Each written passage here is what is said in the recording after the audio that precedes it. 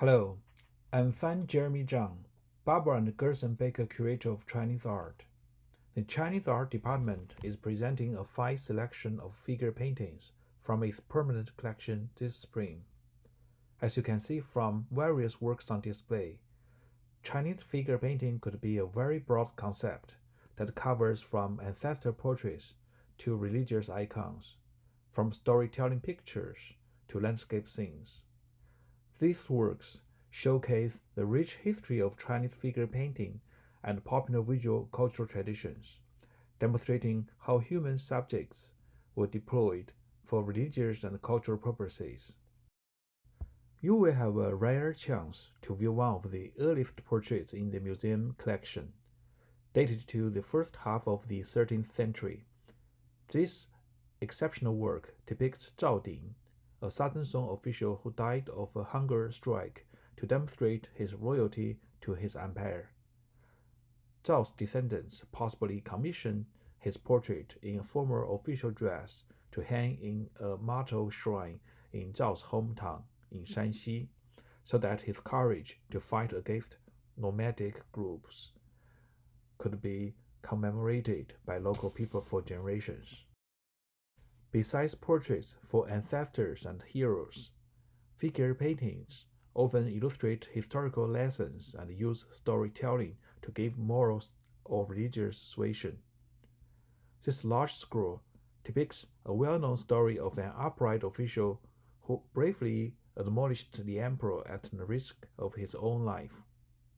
Here we see the faithful advisor Zhu Yun refused to leave the site after irritating the emperor by accusing his wrongdoings. In this dramatic moment, Zhu tried to grab the rail of a fence tightly so that the guards could not drag him away. The story ends up happily though. The emperor finally pardoned Zhu Yun and praised his loyalty. Self-portraits or figures are often added in landscapes by the artist to convey personal statements, like many of us are doing now. Taking retreats by hiding from the crowds was the main trend among educated Chinese during social upheavals in the old days. A popular theme that involved figure motifs in its various scenes is the reclusive life of scholars. The idea of withdrawal from society allowed for one's close contact with nature and self. Here is a highlighted masterpiece this time, a fine example of the subject of seclusion deep in the mountains. It was painted by Wu Wei, a famous Ming court painter known for his wild brushwork after getting drunk.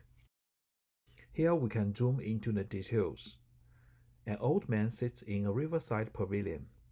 His bare chest and casual dress suggest he is not restricted by social etiquettes at his own place. He is turning his head to look at a crane flying in the sky. The crane, which symbolizes longevity and non-attachment, possibly attracts this recluse who also desires to free up his mind. Scholars who secluded in nature did not completely isolate themselves. They did visit friends and sometimes gather to discuss history and politics, create painting and poetry, or play music and board games. This fan painting depicts an elegant gathering of several friends in a bamboo grove, which is inspired by the famous story of the seven sages in Chinese history. Since then, literary gatherings in gardens or mountains became a favorite theme in Chinese figure painting for artists to paint and for patrons to commission. The portrayals of various gatherings of literary paragons became admirable cultural icons among the educated in East Asia. Gardens became an ideal place for private retreat, where people enjoyed their life with family and friends. Like gentlemen, ladies also pursued similar activities of leisure and cultivation. Here, two ladies are playing a board game in a garden outside a studio with a moon gate. The picture also suggests that, instead of traveling far away from home like men, women could only stay at home and entertain themselves in their private gardens. Garden is a paradise for children as well. Here, three kids with tufts of hairs are playing cricket under banana trees. They are so involved in the game, and the vivid scene is full of a joyful atmosphere in summer. Graceful beauties and seasonal scenes also became popular household decorations for rich families. This pair of paintings showcase a popular visual cultural tradition in pre-modern China. Images of ladies collecting osmanthus flowers in autumn and plum flowers in winter, which implied elegancy and prosperity, became desirable pictures to adorn households and please viewers.